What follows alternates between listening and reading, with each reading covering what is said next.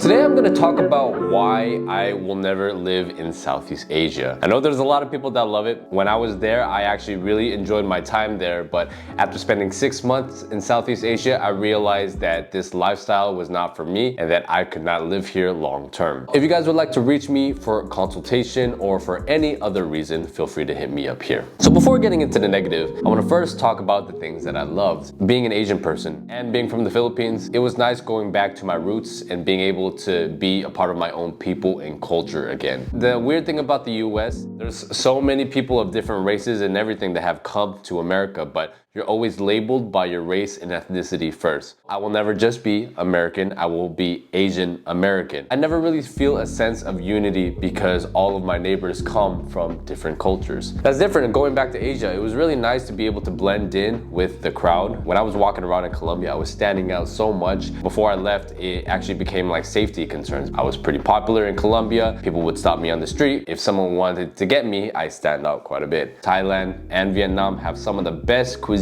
in the world, so it was like paradise for me. Every single day, anything I wanted to eat, and it was super cheap. I can never get over paying only $2 for a bowl of pho at 2 in the morning. To get that same bowl of pho, you're gonna be paying like 15 euros. It just breaks my heart so much. I would get my room cleaned once a week. So they would do my laundry, they would fold my clothes. I didn't really have to cook because buying food on the street is a lot cheaper than cooking. It's definitely a much better life than here in Poland where I have to do everything myself. I don't technically mind because I really enjoy cooking, but I really do miss that lifestyle. I think Southeast Asia is a really good place to wind down. If you want to take a break for a couple of months out of the year to just go chill, experience a new culture, explore some really awesome beaches, retire. The Philippines has a special place in my heart because that's where my family is from. But I feel like out of the three, it has the most problems. Thailand was really awesome for the chill lifestyle, being able to just kind of recover after my divorce, smoke a little bit of weed, go and do Muay Thai, and the food was fantastic. And Vietnam was awesome because of the cultural experience that I got by being there.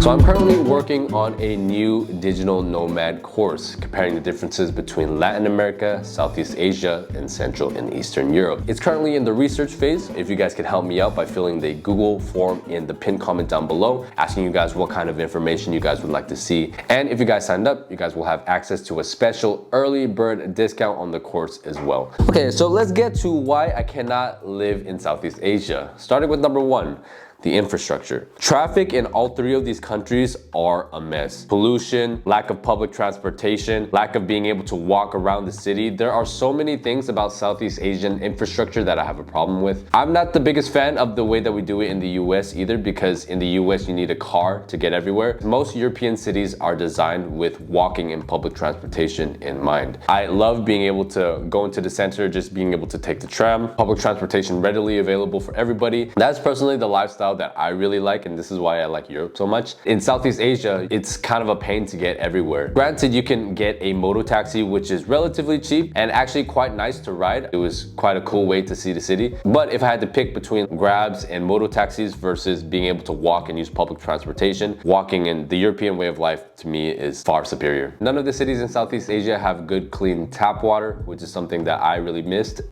Colombia was surprisingly good for this because tap water, especially in Manizales, was so good. It's kind of annoying constantly having to buy bottled water. On top of that, I want to limit my use of plastics because I don't think that's really good for your health. It's also really hard to go in between cities. Something I love about Europe is that you can take a train or a bus or go to a bunch of different cities in the EU. Cross-country travel is very easy here. Whereas in Southeast Asia, you have to take a plane to get everywhere, and then taking a bus is kind of a pain in the butt. There are also not a lot of trains, or the trains that they do have are not the newest or not the nicest. Pollution in Southeast Asia is some of the worst that I've seen in the world. What's interesting is that here in Krakow, the air quality is also really polluted, especially now in the winter. But when I'm outside, I'm not coughing up a storm and I don't feel like it's that bad. For some reason, I think maybe because of Southeast Asia mixed with the humidity and all of the dust and everything combined, after like a couple days in one of the big cities like in Saigon, Bangkok, or Manila, I'm coughing up a storm. I feel like the contamination is just really getting to me. It's not not the cleanest. There's kind of trash everywhere. I kind of got used to the food markets and people doing things with their hand on the street. That doesn't really bother me that much, especially like Saigon and Manila. There's just trash and dust everywhere. The cleaner that a city is, the more, I guess, sophisticated that it looks. And I feel like you can even feel it in the general vibe of the city if it's very, very dirty. Let's talk about dating for a bit. For me, it is quite difficult to date in these places for a number of reasons. When I was in Thailand, I didn't find the women that attractive. I thought the hottest women in Southeast Asia were in Vietnam and in certain parts of the Philippines. But I think for most people, it's going to be very difficult to date here if you're not Asian. And I pass as Thai, Viet, and Filipino at the same time. We all kind of just look alike in these places. Generally, all around the world, people want to be with people who look like them, right? I think I did quite well in these places, especially Vietnam. If you're looking for something serious, it's very difficult because on a long-term scale, the cultural differences are going to eventually catch up to you. I made a whole video talking about that titled Passport Bros Are Lying to You. If you guys want to watch that, I highly recommend that. Asian culture and Western culture are just so different in so many ways. There are a lot of people that can make it work. Me being Asian American, I was able to peer into both. And I felt like it was a little hard for me, but I can imagine like a black or white American coming into Asia and then having to deal with all these cultural differences. It's a lot. It's also difficult for me to be with somebody with a weak passport. When I was married to my ex-Colombian wife, it was very difficult for me to pick places to travel to. As an American, I have pretty unrestricted travel to most countries in the world. We always had to check for her visa situation if the country let her in. As someone whose job is to travel and make travel content, in the long term, I think it's going to be hard for me to be with somebody who doesn't have a passport from Europe or some of the East Asian countries or from the US. And one of the biggest things as well, if you are not Asian or even from their country, what is it gonna be like when you meet the parents of your significant other? Especially in these Asian countries, it sounds really bad to say, but the only other race that most Asians can accept you dating, to be honest, is white. Asian and white relationships have a very long history all over Europe and Asia. I'll talk about that in a different video. Imagine being Indian or black or Arab, you know, dating into Asian cultures. I think there's gonna be quite a big cultural gap. So a big thing for me, and I think a lot of people can feel this too, is the really big cultural difference that they will experience. It's interesting because I'm an Asian person living here in Poland, and obviously you would think that there are a lot of cultural differences as well. I think because I grew up in the US, I have a very interesting way of life because I have the very traditional Asian values that my parents brought me up with, but I'm also have a Western American education, and I was exposed to a lot more through all of my traveling. When I was in Asia, I related to the culture the most in Vietnam because it felt quite close to my Chinese culture in terms of food, medicine, way of life, and everything. Even though I looked like everybody, because I couldn't really speak the language or anything, I felt like an outsider as well. A lot of the other expats that go to these places, a lot of them are white or European or black. The cultural difference for them must be even greater, just like how it was for me when I was in Colombia. Even though my Spanish was really, really good, after a while I realized that no matter what, I'm never going to be Colombian, and as welcoming as they are, I was always going to be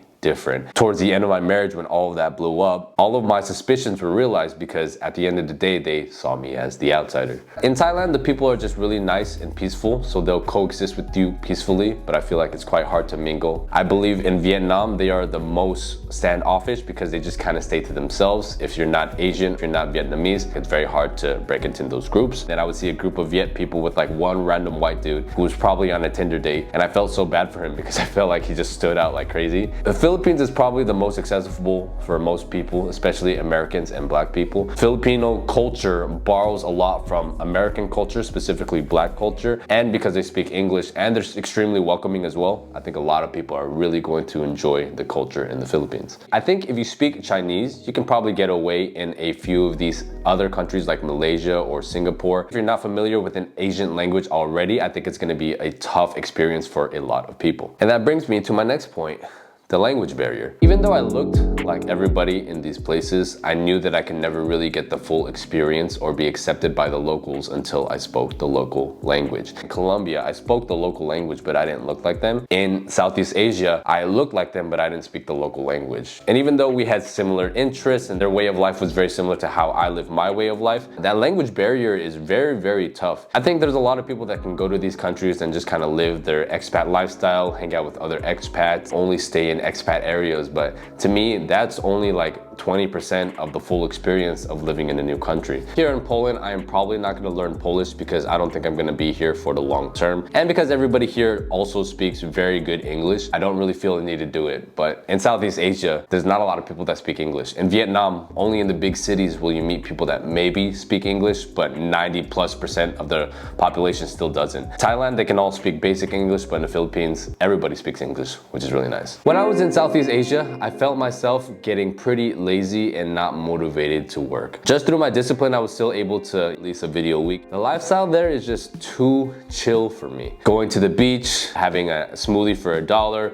getting a meal for like $2, and then smoking a little bit of weed, going to a computer cafe and playing video games all day. That lifestyle was really fun because you have a life that is too good for cheap. It kind of takes away your motivation to want more. And I think another big part that has to do with it is the type of expats and other foreigners that you'll meet as well. So I noticed that Southeast Asia attracts a few different types of expats. The older retired sexpat looking for women or trying to pay for play, and you'll see this in places like Bangkok, in Pattaya, in Saigon I saw quite a bit, and in Cebu in the Philippines you can also see as well. I found some business-minded people in like the capital cities. In Manila, BGC, you're gonna find a lot of entrepreneurial-minded or like business-minded people. I feel like in Bangkok you'll find a mix of different kinds of people, but if you go to like Da Nang or Pattaya or Phuket, these people are more on the chill side, not really super ambitious or driven. It's also funny that in Vietnam, they actually have a specific term for this. They call a lot of the white folk that go there loser back home, which I thought was quite funny. Also heard stories of white dudes in Vietnam where they would go there for a vacation or something and then end up being homeless on the street begging people for money because they didn't really have anything set up or any life plan. That's what the locals told me. I just thought it was very interesting. I had a conversation with one of my friends that a lot of digital nomads aren't very deep people and they're essentially middle-class homeless because they bounce from one place to another but never really dive deep into the culture, try to learn the language or anything. And when he told me that, I kind of got offended at first, but after thinking about it and realizing the people that I've met on my journey, I actually think that he's right. Most of the people that go to these places don't really go for a culturally rich experience. They try to live a high-end lifestyle for cheap.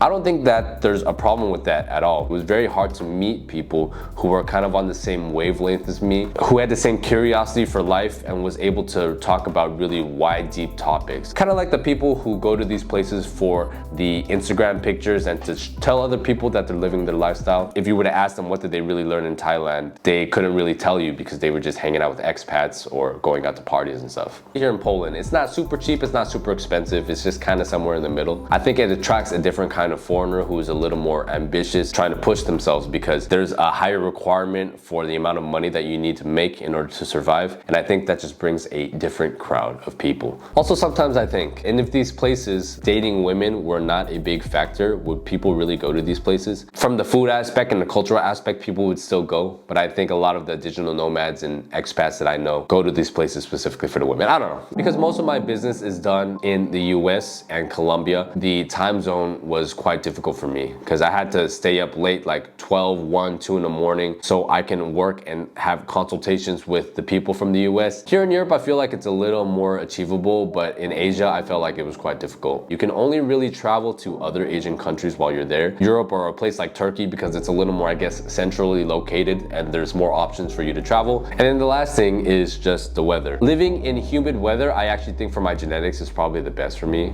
but I actually really like the cold. This is why, like here in Poland, winter, I've been enjoying it quite a bit, even though some of the days without the sun, it's been depressing. But I like living in a place with 4 seasons. After a few months, I actually kind of got sick of Southeast Asian weather. I loved Southeast Asia. I would definitely go back. I want to spend a lot more time in Vietnam, and I would love to go back to Chiang Mai. I don't think that I could ever live there. What do you think? Do you agree? Do you disagree with my statements? Let me know down below, and I'll catch you on the next one. Peace out.